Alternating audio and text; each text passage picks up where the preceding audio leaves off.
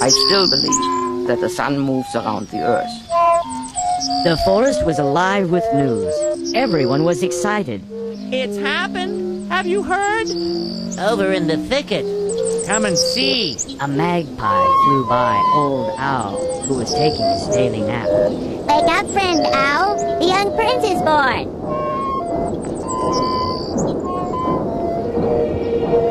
When I was a child, I thought as a child. What a surprise. I had heard stories about the sun and the earth, and that they were around before almost anything else in the universe. I believed that the sun revolved around the earth, and that the two celestial bodies dance around in a big room playing tag and looking at each other. My planet, the earth, was like a big head, and so was the sun, and the two heads would talk to one another every day. They discussed important topics like which animal to name the next group of stars after.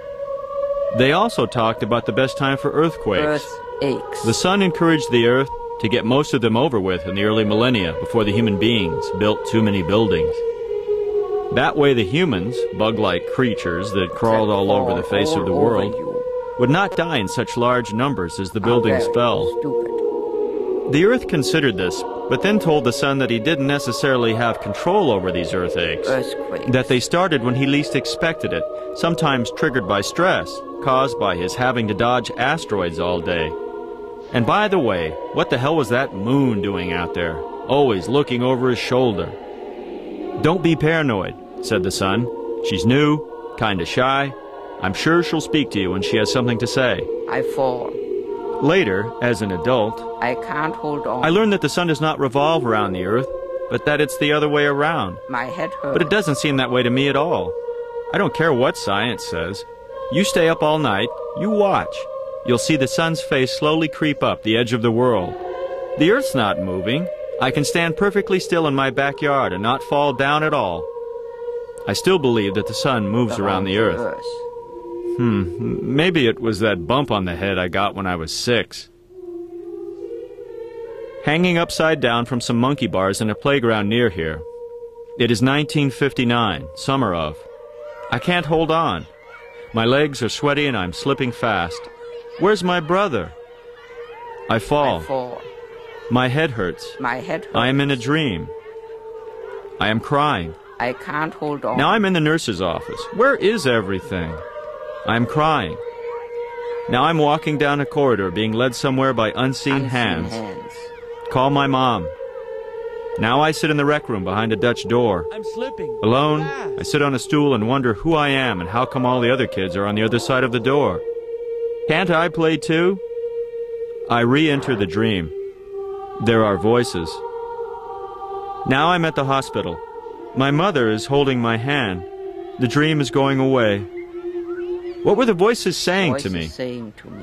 I sit up on the gurney. I look around a bright hallway lit by many windows. The emergency room is very crowded, and I am not so serious a case, so I will just have to wait. I ask to go pee. They let me. The doctor comes to examine me. He shines a light in my eyes. I hear the voices again as the light hits my cornea. The voice? The doctor goes away. Told me. I must wait. To take you for a ride. Suddenly, the room is filled with rushing people and lots of voices. A single gurney is slammed through the doors of the hallway and swings by me onward into another room. I look into the eyes of another boy on a stretcher. He looks like he's relaxing. His face, except for some scratches, looks so peaceful to me. I want to wave hi at him as he goes by, but it's too fast. He is dressed in cowboy clothes, Levi's, a plaid long-sleeved western shirt, boots. And all areas of his skin, not covered by cloth, are covered in short red cuts.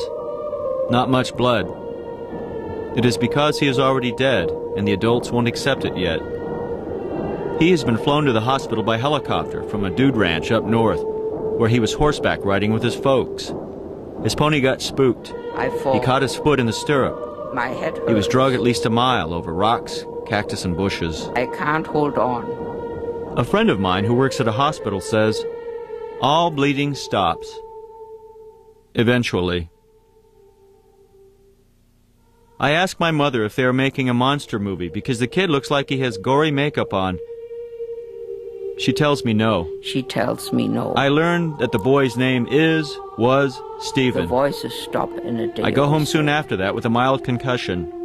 The voices stop in a day or so. I still believe that the sun moves around the earth. In the summer of 1212 in Europe, thousands of children set out to conquer the Holy Land from the Muslims.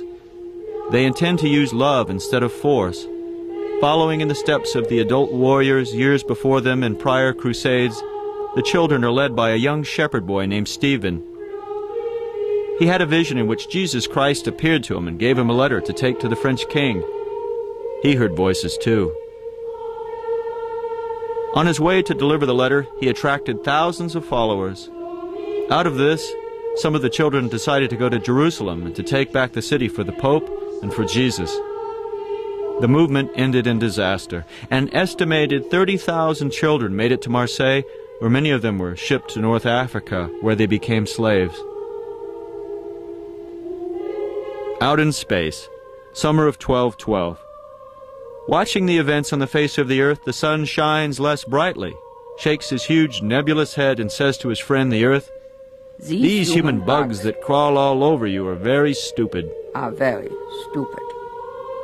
A pony, hearing a noise in the barn where it stands munching hay, looks up as a young smiling boy named Stephen sneaks up to him and whispers in his ear, "A voice told me to take you for a ride." At that moment, another child looks up from the monkey bars he straddles in the hot sunlight.